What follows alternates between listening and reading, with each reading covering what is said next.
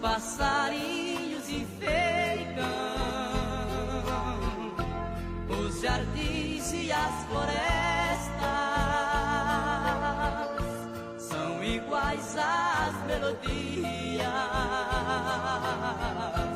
vivem na alma dos poetas. Qualquer tipo de canção,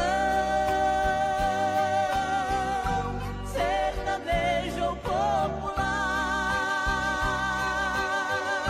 serve de inspiração.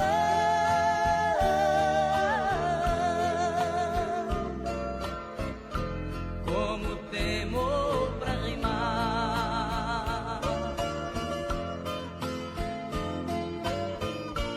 o construtor da floresta faz seu prédio na paineira,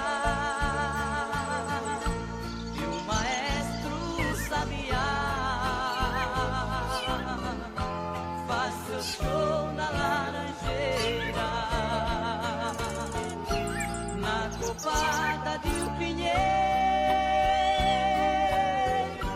Canta alegre o bem te vi, à tarde na capoeira.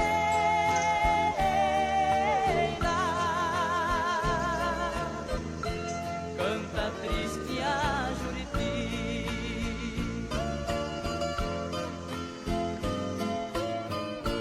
quando ouço o disparo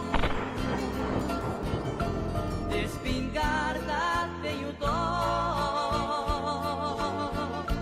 por saber que na palhada está morrendo um chororó. Quando um gavião malvado vem chegando de mansinho, atacando sem piedade,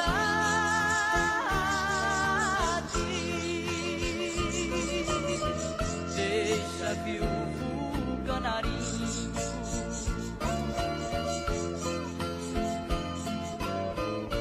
No pomar as lindas asas, nas mais variadas cores,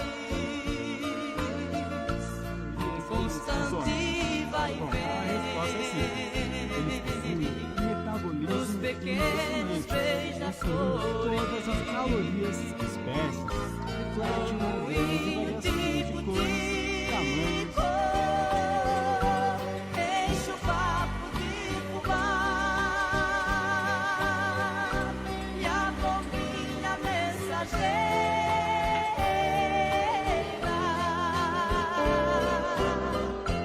foi pra nunca mais voltar.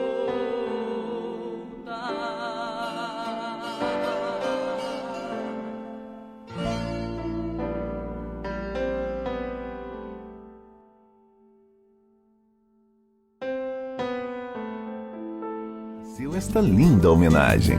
São marcas da nossa Corinto que você não pode esquecer. Corinto, nós amamos você. Falar do seu povo é um grande prazer.